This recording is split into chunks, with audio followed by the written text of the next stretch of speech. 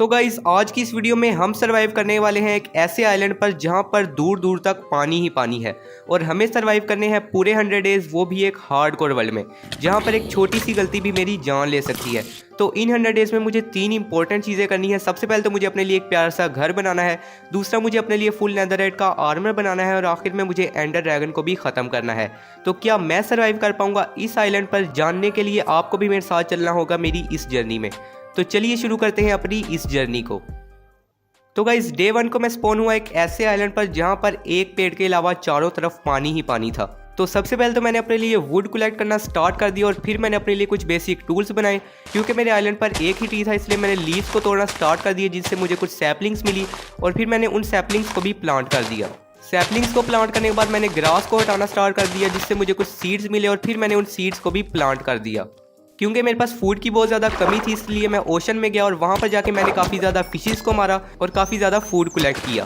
Fishes को मारते मारते रात होगी तो मैं जल्दी से अपने आइलैंड पर गया और वहाँ पर जाके मैंने देखा कि मेरे कुछ ट्रीज़ भी ग्रो हो चुके थे, इसलिए मैंने थोड़ी सी वुड कलेक्ट की।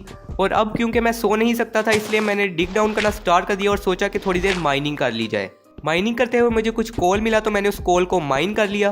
कोल को माइन करते वक्त मुझे वहाँ पर एक क्रीपर मिला जो कि बस ब्लास्ट होने ही वाला था, लेकिन मैंने उसे जल्दी से मार दिया। उसके बाद मैंने अपने टूल्स को स्टोन में अपग्रेड किया और डिग डाउन करना स्टार्ट कर दिया। तभी मुझे कुछ आयरन मिला तो मैंने उस आयरन को भी जल्दी से माइन कर लिया। आयरन को माइन करने के बाद मैंने अपने लिए फर्नेस बनाया और फिर मुझे जितना भी आयरन मिला था मैंने उस सारे आयरन को स्मेल्ट होने के लिए रख दिया। आयरन को स्मेल्ट करने के बाद मैंने अपनी पिकेक्स को आयरन में अपग्रेड किया और फिर मैंने दोबारा से अपनी माइनिंग को कंटिन्यू कर दिया। थोड़ी ही देर माइनिंग करने के बाद मुझे कुछ और आयरन मिला तो मैंने उस आयरन को भी कलेक्ट कर लिया और उसके बाद मैं माइनिंग कर ही रहा था और तभी मुझे कुछ गोल्ड दिखाई दिया तो मैंने उस गोल्ड को भी जल्दी से कलेक्ट कर लिया। उसके बाद मुझे जितना भी आयरन और गोल्ड मिला था मैंने उस सबको स्मेल्ट करने के लिए रख दिया। क्योंकि मेरे पास आयरन की थोड़ी कमी थी इसलिए मैंने अपना आधा आर्मर गोल्ड का बना लिया और आधा आर्मर आयरन का। और अब गाइस फाइनली हमारा आर्मर भी कंप्लीट हो चुका था। तो इसके बाद मैंने अपने फूड को स्मेल्ट कर लिया और उसके बाद मैंने डायमंड को माइन करने के लिए डिग डाउन करना स्टार्ट कर दिया।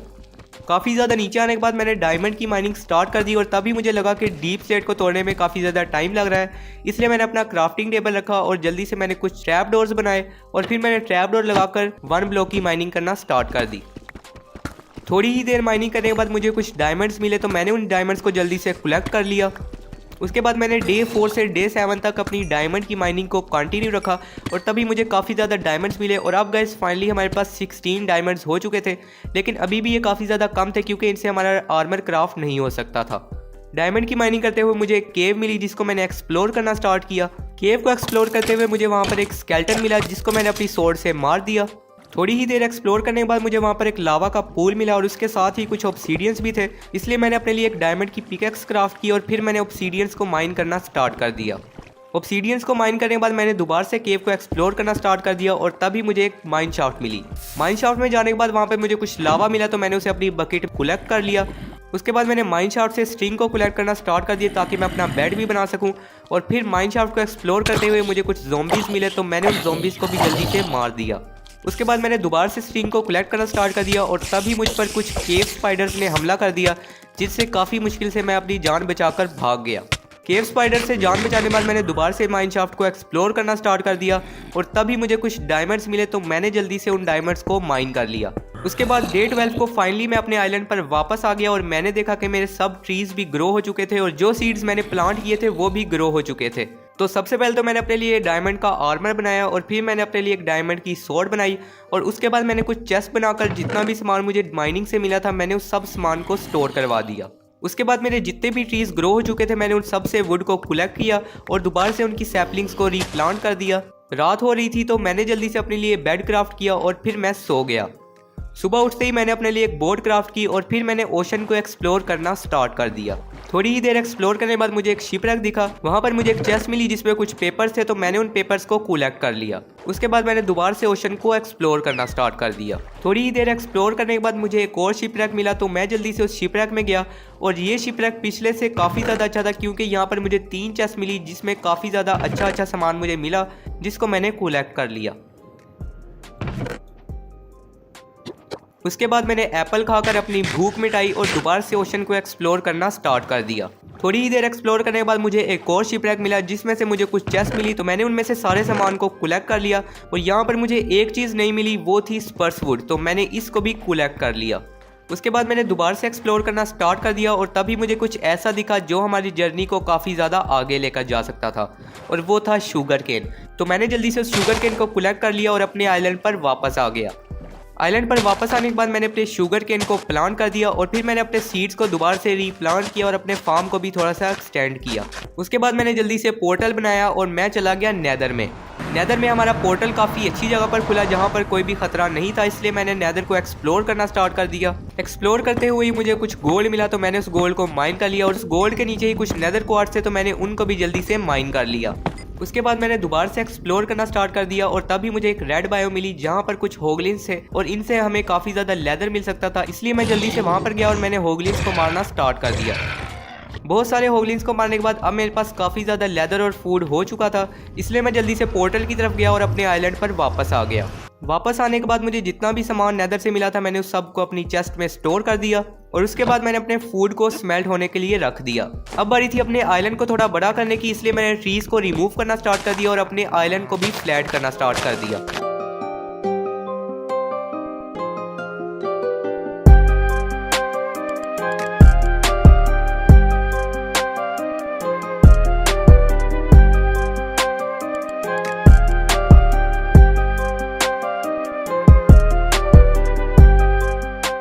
आइलैंड को एक्सटेंड करते करते रात हो गई, तो मैं जल्दी से जाकर सो गया। नेक्स्ट डे को मैंने अपने फार्म पर काम किया और जो फार्म मैंने टेम्परेरी ही बनाया था मैंने उसे रिमूव कर दिया और उसके बाद मैंने कुछ फेंस लगाकर अपने नए फार्म की जगह बनाई। उसके बाद मैंने काफ़ी देर तक अपने फार्म पर काम किया और मेरे पास जितने भी सीड्स थे मैंने उन्हें भी प्लांट कर दिया और फिर मेरे पास जितनी भी सैपलिंग्स थी मैंने उन्हें भी प्लांट कर दिया। उसके बाद मैंने कुछ आयरन की पिकैक्स बनाई और फिर मैंने स्टोन की माइनिंग को स्टार्ट कर दिया। काफ़ी देर तक स्टोन की माइनिंग करने के बाद अब मेरे पास काफ़ी ज़्यादा स्टोन कलेक्ट हो चुका था, तो अब बारी थी अपने लिए एक्सपी फार्म बनाने की।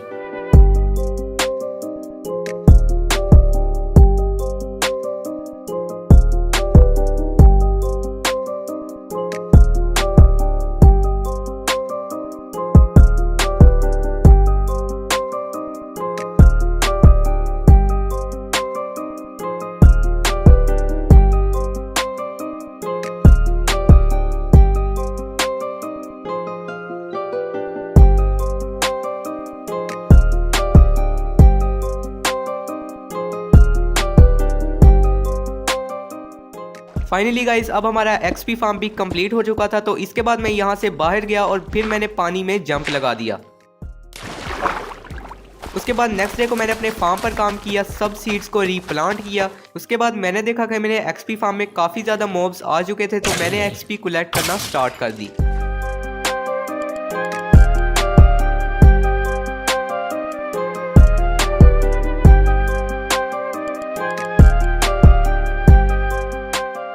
काफ़ी दिनों तक एक्सपी कलेक्ट करने के बाद अब बारी थी अपने लिए एक इंचेंटमेंट टेबल बनाने की, इसलिए मैंने कुछ डायमंड्स माइन किए। उसके बाद मैं नेदर में गया और वहाँ पर जाके मैंने कुछ लावा बकेट्स कलेक्ट की और उसके बाद मैं अपने आइलैंड पर वापस आ गया। वापस आने के बाद मैंने जितनी भी लावा बकेट्स कलेक्ट की थी मैंने उन्हें पानी में डालकर ऑब्सीडियन बनाया और फिर मैंने ऑब्सीडियंस को माइन करना स्टार्ट कर दिया। ऑब्सीडियंस को कलेक्ट करने के बाद मैंने देखा कि अब रात हो चुकी थी, तो मैं जल्दी से जाकर सो गया। नेक्स्ट डे होते ही मैंने जितना भी शुगर केन अभी तक प्लांट किया था मैंने उस सब को कलेक्ट किया। उसके बाद मेरे पास जितना भी लेदर था मैंने उससे बुक्स क्राफ्ट की और फिर मैंने अपने लिए इंचेंटमेंट टेबल बनाया। इंचेंटमेंट टेबल बनाने के बाद मैंने उसे एक अच्छी सी जगह पर प्लेस किया और अब बारी थी इसके साइड पर बुक शेल्फ्स लगाने की, तो मेरे पास जितने भी बुक शेल्फ्स क्राफ्ट हुए मैंने इसके साइड पर लगा दिए। बुक शेल्फ्स को कंप्लीट करने के लिए मेरे पास पेपर की और लेदर की काफ़ी ज़्यादा कमी थी, इसलिए मैंने अपने शुगर केन को दोबारा से प्लांट कर दिया। उसके बाद मैं नेदर में गया और वहाँ पर जाके मैंने दोबारा से होगलिन्स को मारना स्टार्ट कर दिया। काफ़ी देर तक होगलिन्स को मारने के बाद अब मेरे पास लेदर कलेक्ट हो चुका था, तो मैं जल्दी से वापस गया और वापस जाके मैंने अपने शुगर केन को कलेक्ट किया। उसके बाद मैंने बुक शेल्फ्स बनाकर अपने इंचेंटमेंट टेबल को कंप्लीट किया और अब बारी थी अपने आर्मर को इंचेंट करने की, इसलिए मैंने अपने आर्मर को रिमूव किया और फिर मैंने अपने आर्मर को इंचेंट करना स्टार्ट किया। और गाइस जैसे ही मैंने अपनी चेस्ट प्लेट को इंचेंटमेंट के लिए रखा और तो मैंने देखा कि मुझे उस पर प्रोटेक्शन 4 मिल गई, जो कि गाइस काफ़ी ज़्यादा अमेजिंग थी। उसके बाद गाइस मैंने अपनी लेगिंग्स को भी इंचेंट किया जिस पर मुझे प्रोटेक्शन 3 मिली और फिर गाइस मैंने अपने हेलमेट को इंचेंट किया जिस पर मुझे ब्लास्ट प्रोटेक्शन 4 मिल रही थी और उसके साथ ही गाइस मुझे उसके ऊपर एक्वा इंफिनिटी भी मिली। फिर गाइस मैंने अपने बूट्स को इंचेंट किया जिस पर मुझे डेस्क स्ट्राइडर 3 के साथ प्रोटेक्शन 4 मिली। और फिर गाइस मैंने अपनी स्वॉर्ड को इंचेंट किया जिस पर मुझे बेन ऑफ आर्थ्रोपोड 4 मिली और उसके साथ ही गाइस मुझे अनब्रेकिंग 3 भी मिल गई। उसके बाद गाइस मैंने अपनी पिकेक्स को इंचेंट किया जिस पर गाइस मुझे काफी ज्यादा अमेजिंग इंचेंटमेंट्स मिली। वो थी गाइस अनब्रेकिंग 3 और एफिशिएंसी 4, जो कि गाइस मेरे लिए काफी ज्यादा अमेजिंग थी। आर्मर को इंचेंट करने के बाद अब बारी थी अपने लिए एक प्यारा सा घर बनाने की। इसलिए मेरे आइलैंड पर जितने भी ट्रीज ग्रो हो चुके थे मैंने उन सब से वुड को कलेक्ट करना स्टार्ट कर दिया। वुड को कलेक्ट करने के बाद मेरे आइलैंड पर जहाँ पर भी सैंड थी मैंने वहाँ पर भी डर्ट लगाई और अपने आइलैंड को बिल्कुल अच्छी तरह से फ्लैट किया। और उसके बाद मैंने अपना घर बनाना स्टार्ट कर दिया।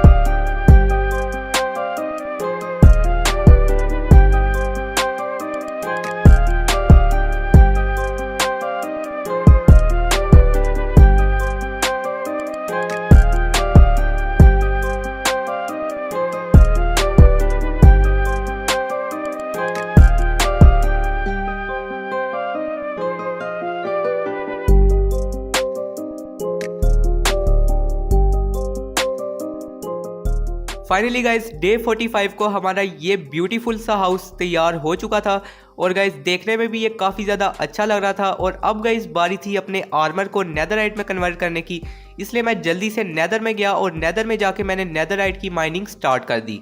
काफ़ी देर तक माइनिंग करने के बाद भी गाइस मुझे कोई एंशिएंट डेब्रिस नहीं मिला, लेकिन गाइस मैंने फिर भी अपनी माइनिंग को कंटिन्यू रखा और तभी मुझे मिला मेरा पहला एंशिएंट डेब्रिस, जिसको गाइस देखकर मैं काफ़ी ज़्यादा खुश हुआ। और फिर गाइस मैंने इसके साइड वाले ब्लॉक्स को भी हटाकर देखा, लेकिन ये बिल्कुल अकेला था, तो मैंने इसे जल्दी से माइन किया और अब गाइस फाइनली हमारे पास हमारा पहला एंशिएंट डेब्रिस आ चुका था। काफ़ी दिनों तक मैंने अपनी एंशिएंट डेब्रिस की माइनिंग को कंटिन्यू रखा और अब गाइस फाइनली डे 61 को माइनिंग करते हुए मुझे 2 एंशिएंट डेब्रिस और मिले, जिनको गाइस मैंने कलेक्ट किया। और अब गाइस फाइनली मेरे पास 16 एंशिएंट डेब्रिस हो चुके थे, जिनसे गाइस मैं अपने आर्मर को नेदरराइट में कन्वर्ट कर सकता था। इसलिए मैं जल्दी से अपने पोर्टल की तरफ आया और अपने आइलैंड पर वापस चला गया।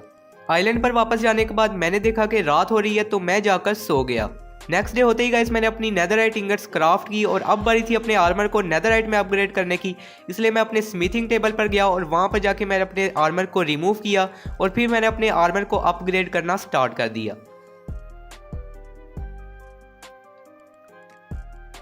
अपने सारे आर्मर को अपग्रेड करने के बाद मैंने उसे एक्विप किया और अब गाइस फाइनली हमारा नेदरराइट का आर्मर कंप्लीट हो चुका था। और अब गाइस ये देखने में भी काफ़ी ज़्यादा अच्छा लग रहा था और गाइस हम काफ़ी ज़्यादा पावरफुल हो चुके थे। और अब गाइस मुझे लग रहा था कि एंडर ड्रैगन को ख़त्म करने का भी टाइम आ चुका है। इसलिए गाइस सबसे पहले तो मैंने अपने फार्म पर काम किया और फिर मैंने सीड्स को रीप्लांट किया। उसके बाद मैंने अपने लिए ब्रेड क्राफ्ट की और फिर मेरे पास जितने भी सीड्स थे मैंने उन्हें चेस्ट में स्टोर कर दिया। ये सब करने के बाद मैं अपने पोर्टल में गया ताकि मैं जल्दी से नेदर फोर्ट्रेस ढूंढ सकूं। नेदर फोर्ट्रेस ढूंढते ढूंढते काफ़ी ज़्यादा दिन बीत गए थे और अब गाइस फाइनली डे 70 को मुझे मिला मेरा पहला नेदर फोर्ट्रेस। और गाइस ये देखने में भी काफ़ी ज़्यादा बड़ा लग रहा था, इसलिए मैं जल्दी से नेदर फोर्ट्रेस में चला गया। फोर्ट्रेस में जाने के बाद मैंने उसे एक्सप्लोर करना स्टार्ट कर दिया और तभी गाइस मुझे वहाँ पर कुछ नेदर वार्ड्स मिले, तो मैंने उन्हें जल्दी से कलेक्ट कर लिया और फिर मैंने सोल सैंड को भी कलेक्ट कर लिया ताकि मैं इसे ओवरवर्ल्ड में भी ग्रो कर सकूं। उसके बाद मैंने दोबारा से फोर्ट्रेस को एक्सप्लोर करना स्टार्ट कर दिया और तभी मुझे वहाँ पर कुछ वीदर स्केल्टन्स मिले और वहाँ पर एक ब्लेज भी था। वीदर स्केल्टन्स ने मुझ पर काफ़ी ज़्यादा अटैक किया, लेकिन फाइनली मैंने उन्हें भी मार दिया। उसके बाद मैं ब्लेज के पास गया और उसे भी जाकर मैंने मार दिया। ब्लेज को मारने के बाद मुझे एक चेस्ट मिली जिसमें मुझे एक सैडल मिली, उसे मैंने कलेक्ट कर लिया। उसके अलावा गाइस उसमें कुछ भी खास सामान नहीं था, इसलिए मैंने उधर ही छोड़ दिया और मैंने दोबारा से फोर्ट्रेस को एक्सप्लोर करना स्टार्ट कर दिया। थोड़ा ही आगे जाने के बाद मुझे कुछ और ब्लेज मिले, तो मैंने उनको भी मारकर ब्लेज रोड कलेक्ट कर ली। काफ़ी ज़्यादा ब्लेज रोड कलेक्ट करने के बाद मैं फोर्ट्रेस से बाहर आ गया और तभी मुझे मिला एक क्रिम्सन फॉरेस्ट। वहाँ पर जाके मैंने बोट बनाई और एंडरमैन्स को उनमें बिठाकर मारना स्टार्ट कर दिया। एक एंडरमैन को मारने के लिए मैंने बोट रखी, लेकिन वो बोट में बैठ ही नहीं रहा था, इसलिए मैंने उसकी आंखों में देखा और फिर उसने मुझ पर अटैक किया। लेकिन मैंने उसे जैसे ही स्वॉर्ड मारी तो वो बोट में बैठ गया, जिसके बाद मैंने उसे भी मार दिया। अब गाइस फाइनली मेरे पास एंडर पर्ल और ब्लेज रोड दोनों ही थी, इसलिए मैं जल्दी से अपने पोर्टल की तरफ वापस आ गया। वापस आने के बाद मेरी जितनी भी वीट ग्रो हो चुकी थी मैंने उस सबको कलेक्ट किया और फिर मैंने उसके सीड्स को दोबारा से रीप्लांट कर दिया। उसके बाद मैंने अपने लिए ब्रेड क्राफ्ट की ताकि मुझे फूड की कोई भी कमी ना हो। उसके बाद मैं क्राफ्टिंग टेबल पर गया और वहाँ पर जाकर मैंने काफ़ी ज़्यादा ब्लेज पाउडर बनाया। ब्लेज पाउडर बनाने के बाद मैंने अपनी एंडर पर्ल को भी क्राफ्टिंग टेबल पर रखकर काफ़ी ज़्यादा आई ऑफ एंडर बना ली। आई ऑफ एंडर क्राफ्ट करने के बाद मैंने उसे थ्रो किया और मैंने देखा कि वो मेरे पोर्टल के पीछे की तरफ ही इशारा कर रही थी और अच्छा था कि ये टूटी भी नहीं, क्योंकि गाइस मेरे पास पहले ही आई ऑफ एंडर काफ़ी ज़्यादा कम थी। इसलिए मैंने अपनी बोट को रखा और जल्दी से मैं चला गया स्ट्रॉन्ग होल्ड को ढूंढने के लिए। काफ़ी दिनों तक स्ट्रॉन्ग होल्ड को ढूंढने के बाद अब गाइस फाइनली मुझे स्ट्रॉन्ग होल्ड की लोकेशन भी मिल चुकी थी, इसलिए मैंने जल्दी से डिग डाउन करना स्टार्ट किया और अब गाइस फाइनली मैं स्ट्रॉन्ग होल्ड में पहुंच चुका था, इसलिए मैंने जल्दी से पोर्टल रूम को फाइंड करना स्टार्ट कर दिया। पोर्टल रूम को फाइंड करते हुए ही मुझे वहाँ पर एक चेस्ट मिली, जिसमें से मुझे कुछ खास सामान तो नहीं मिला, लेकिन मैंने जैसे ही उसके आगे वाले डोर को ओपन किया तो वहाँ पर काफ़ी ज़्यादा ज़ॉम्बीज़ थे जिनको मैंने मार दिया। ऐसा तो गाइस मेरे साथ पहली दफ़ा हुआ था कि इतने दिनों तक ढूंढने के बाद भी मुझे पोर्टल रूम नहीं मिल रहा था और अब तो गाइस मुझे ऐसा लग रहा था कि शायद इस स्ट्रॉन्ग होल्ड में पोर्टल रूम है ही नहीं। लेकिन गाइस फिर भी मैंने अपनी तलाश जारी रखी और तभी गाइस इतने दिनों तक ढूंढने के बाद फाइनली मुझे पोर्टल रूम मिल चुका था, इसलिए मैंने जल्दी से सिल्वर फिश के स्पॉनर को तोड़ा और उन्हें मार दिया। उसके बाद गाइस मैंने सब सिल्वर फिश को मारने के बाद जल्दी से पोर्टल पर गया और वहाँ पर गाइस जाके मैंने देखा कि पहले से ही वहाँ पर 3 आई ऑफ एंडर लगी हुई थी, इसलिए मैंने अपनी आई ऑफ एंडर को निकाला और जल्दी से एक एक फ्रेम के अंदर आई ऑफ एंडर को लगाना स्टार्ट कर दिया।